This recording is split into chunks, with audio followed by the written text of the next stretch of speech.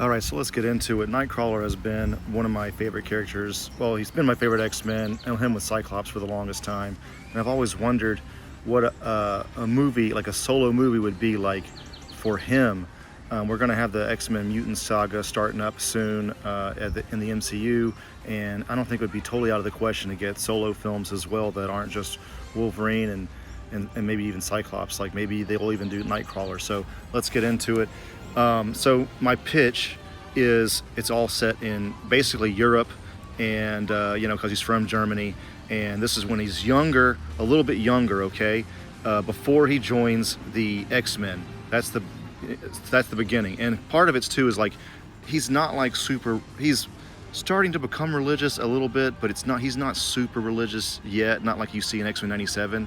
This is a Kurt Wagner that we see before that. Okay, so let's get started. So Act 1, teenage Kurt Wagner is a sideshow attraction in a traveling circus, living under the constant weight of being stared at, feared, and called a demon. When a confrontation spirals out of control and a panicked teleport leaves a bystander dead or horribly injured. Don't know where I would go with that yet totally, but either killed or really injured, like paralyzed or something. Like his BAMF causes that, okay? Then, and also the circus that he's in, we could update it, it could be like a Cirque du Soleil kind of thing, some sort of European thing like that. I feel like there might be even more of that in Europe than even in America. But anyway, so this accident that leaves somebody horribly injured after he BAMFs, after he teleports, is for the village. Sorry, I'm reading this off a little bit. The village that always believed Kurt was a monster finally thinks it has proof.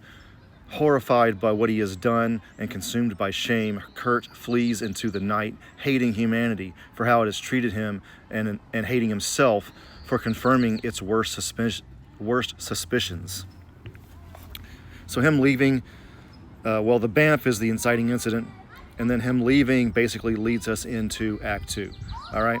So then, Act 2, searching for connection. Kurt falls in with Mystique. He doesn't know that she's his mother yet, okay? Falls in with Mystique, who becomes the mother figure he has always needed. She teaches him how to survive in the shadows across Europe, how to hide, steal, fight, deceive, and strike back against the people who hunt mutants. While Purifier raids, rumors, and near misses keep tightening around them. Midway through the film, Kurt and Mystique witness the Purifiers publicly dragging another visibly mutated young man through a village square or checkpoint with one of Stryker's men. Stryker is the leader of the Purifiers, calling the terrified captive a demon as the crowd turns. Mystique orders Kurt to stay hidden, but Kurt cannot stand by and watch another mutant be condemned the same way he was. So he intervenes, this triggers the major action sequence of Act 2, in the middle of the movie, okay? In which he BAMFs the captive out of restraint, vanishes through the alleys, rooftops, bell towers, whatever it is. And this is the first time he uses his power not just to flee or at the circus or whatever, but to actually save someone, okay? And then Mystique shapeshifts through the chaos to misdirect soldiers and fracture the mob. The moment changes Kurt, though. He realizes the Purifiers' hatred was never really about what he did, but about their need to invent monsters and just straight up, prejudice, right? As Kurt is drawn deeper into Mystique's world, believing he has finally found someone who sees him as more than a freak, he discovers the devastating truth: Mystique is his mother. This is the end of second act reveal, for him anyway, and maybe for a lot of the audience. While she did not literally hand him over, she knowingly left him exposed as a child because protecting him would have endangered her larger mutant cause. She convinced herself one boy's suffering was an acceptable price, then spent years rationalizing it. Now we're going into Act 3. This is the end of the movie. By the way, Act 1, if it's a 90-minute movie, Act 1's 15 minutes. Act 2 is 60 minutes, and Act 3 is another 15 minutes. If it's 2 hours, it's 30, 60, 30, okay? So anyway, Act 3, nearing the end here. Mystique tells Kurt the truth while they are hiding in a ruined monastery safe house.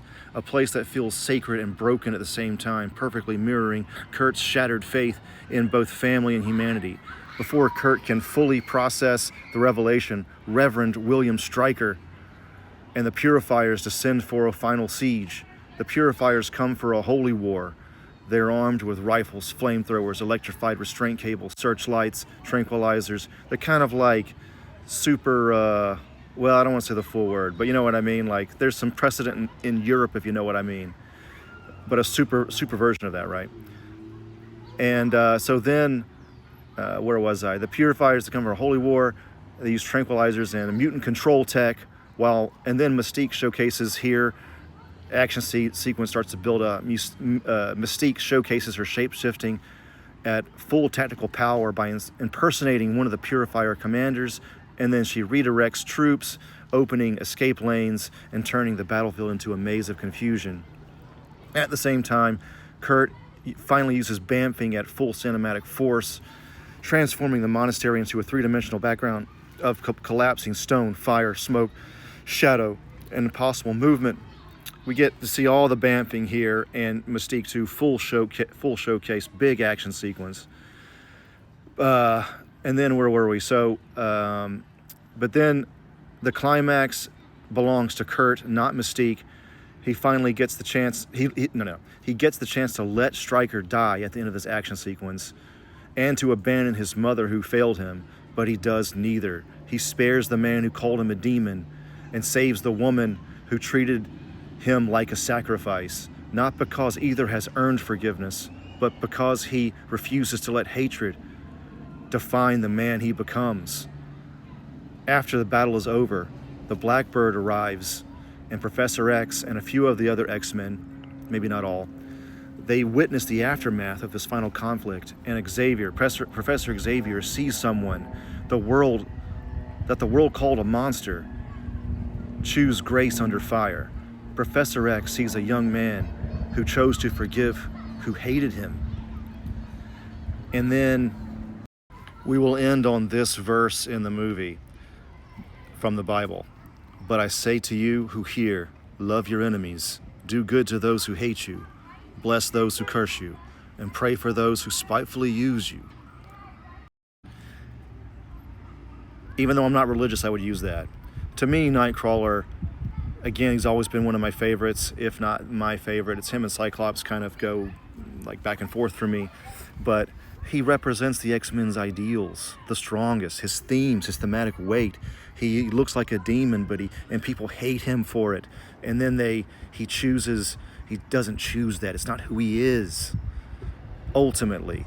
You know, when we show him go through all of this, a Nightcrawler movie absolutely has to be about forgiveness. There's no other way to do this. Give Nightcrawler someone that is or several people, in this case Mystique and Stryker, people that are so hard to forgive, but he does it anyway. Mark Bernardin's Nightcrawler one shot was sort of the closest to the ideal. This is not a shot of that comic, but it was sort of a closest to the comic that I wanted to read, that was the closest to the Nightcrawler story that I always wanted. But I still feel like you got the swashbuckling stuff in the 80s and stuff, and then it's kind of almost like overly religious in the 90s going forward. And I love the episodes of the X-Men cartoon and stuff, and how he is in X-Men 97. But I feel like the movie should be as religious as The Count of Monte Cristo. Like, it's there, it's in the background, it ends on a quote, but it's not like overbearing either. And it's just like I've never seen the ideal Nightcrawler story, and I just wanted to get that across. I wanted this on the internet. I want this there. Nightcrawler is the fucking best, you know. I just think he's fucking great. I've liked him since X-Men Arcade. This is from that. He had that move that went across. It was supposed to be kind of like teleporting, but it wasn't quite. But still, like an attack move that went across the screen like that. But anyway, yeah, that's my Nightcrawler pitch. I leave this to open source it. I want comic book writers to see this, and movie writers to see this, and hopefully jump off from this, because this is the direction. This is the direction for a Nightcrawler movie that I would like to see. My dream Nightcrawler movie.